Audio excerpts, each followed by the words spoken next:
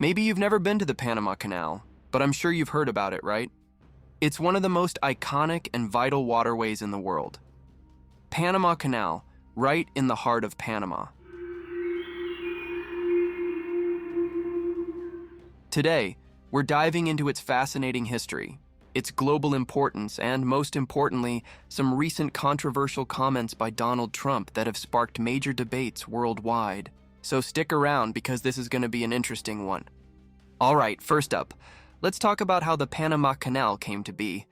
Did you know that the idea of building a canal through Central America dates back to the 16th century? Explorers like Vasco Núñez de Balboa first dreamed of connecting the Atlantic and Pacific Oceans. But the real action started in the late 1800s when the French, led by Ferdinand de Lesseps, tried to build the canal. It was a disaster, poor planning, tropical diseases like malaria and yellow fever, and engineering challenges caused the project to fail. Fast forward to 1904, the United States steps in. They buy the project, and after years of effort, the Panama Canal finally opens in 1914. It was a massive engineering feat and a game changer for global trade. Now, here's where it gets political. When the canal opened, the U.S. controlled not just the canal but also a huge strip of land around it, called the Canal Zone. This didn't sit well with Panama. Over time, protests grew, and Panamanians fought for control of their own territory. When my home is left so hollow, and the hearth without a flame. In 1977, the U.S. signed the Torrijos-Carter Treaties, agreeing to hand the canal over to Panama. It wasn't an overnight thing. It took until December 31, 1999, for the full transfer to happen. Since then, Panama has been running the canal, and they've done a pretty great job modernizing it and keeping it one of the most important shipping routes in the world. Okay, so why is the Panama Canal such a big deal? Economically, it's absolutely massive.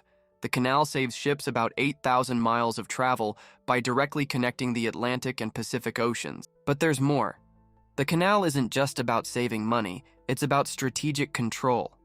For decades, whoever controlled the Panama Canal controlled global shipping routes. During the 20th century, this made it a crucial asset for the U.S. military, allowing naval forces to move quickly between oceans during wartime or in times of tension. Now, here's where it gets really interesting. China is heavily involved in global trade, and the Panama Canal is a key piece of their shipping puzzle. China is one of the largest users of the canal, with countless ships carrying everything from electronics to clothing passing through every year.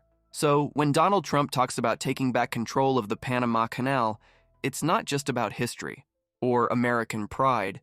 It's also about countering what some see as growing Chinese influence in one of the world's most strategic choke points. Now let's fast forward to the present. Recently, Donald Trump made some waves by suggesting that the U.S. should consider retaking control of the Panama Canal, using military force if necessary. Yeah, you heard that right.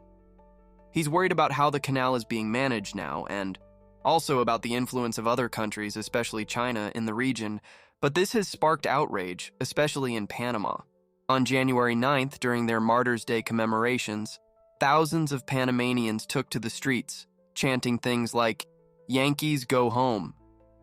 This day is especially important to Panama because it marks a violent clash in 1964 when Panamanian students protested for sovereignty over the canal. So, what does this mean on a global scale?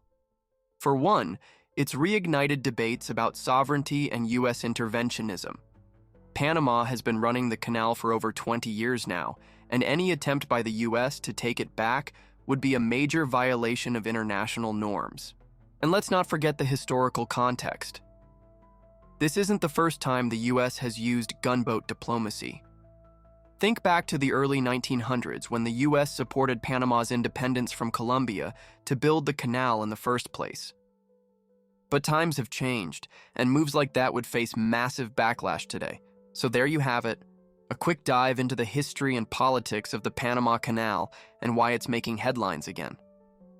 What do you think? Should the U.S. stay out of it, or does Trump have a point? Let me know in the comments below. If you enjoyed this video and want more content like this, don't forget to like, share, and subscribe.